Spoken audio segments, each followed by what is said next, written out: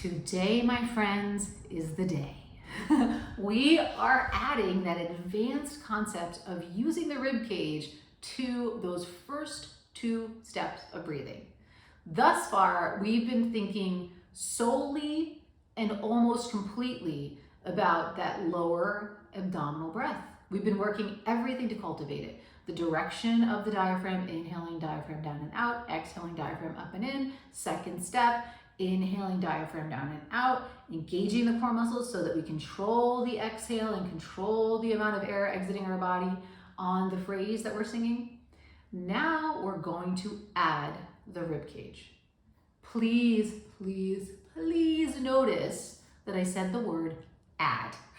If I haven't stressed it enough, if you start at this place in the process, the rib cage will take over. It's much easier to feel, much more common for people to use the rib cage in breathing than it is to use the diaphragm and to do the diaphragmatic breath. So if you start here, you'll never cultivate a low breath.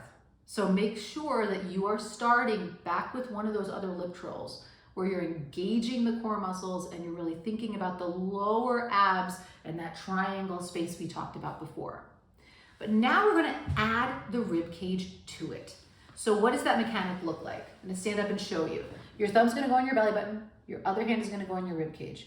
You're gonna inhale the diaphragm down, and so the abs are gonna go down and out, and then you're going to bring the rib cage out. So you're gonna inhale, that's all expanded. Then in this exercise, you're gonna allow the abdomen to move as the rib cage stays open. Inhale, abdomen out.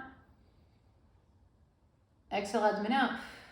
Look at my rib cage. Inhale, abdomen out. Exhale, abdomen out.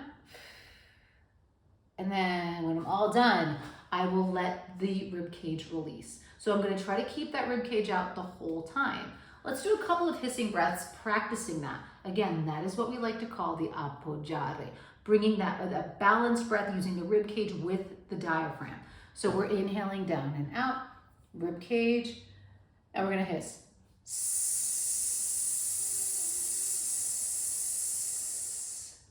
Inhale, abdomen, refill the ribs.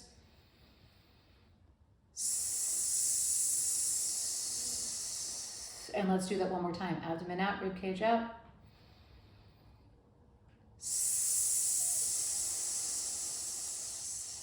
Rib cage staying out. In this exercise, we're gonna practice that breath. We're gonna go back to, actually no. We're gonna do this one.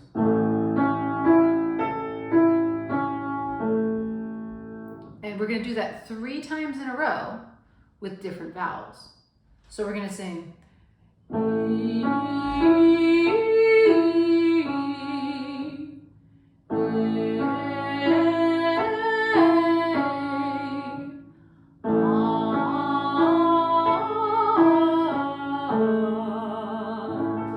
Now, if you're like me and this is really the first thing you're singing in the day, you might have to deal with registration issues as we navigate this.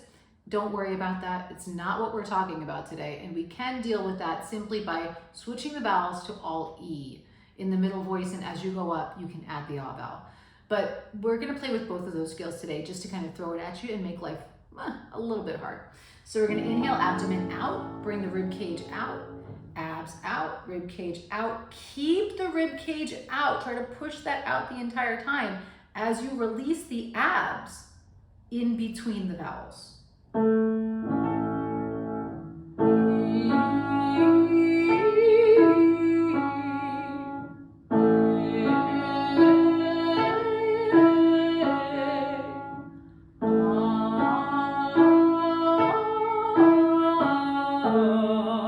That's 3 in a row.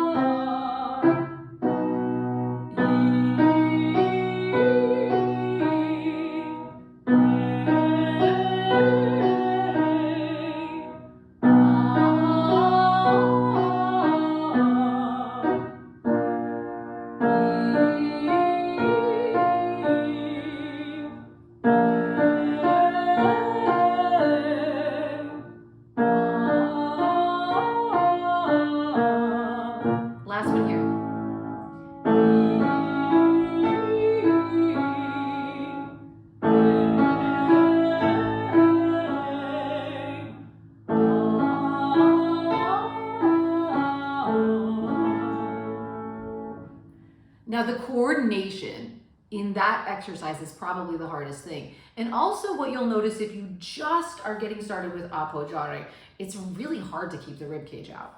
What we're training in that exercise is the internal intercostal muscles. Now, to give you a sense of those muscles, when you're doing a crunch, you're training the external intercostal muscles. You get those little cuts here. But in singing, we're training the muscles that push the rib cage out.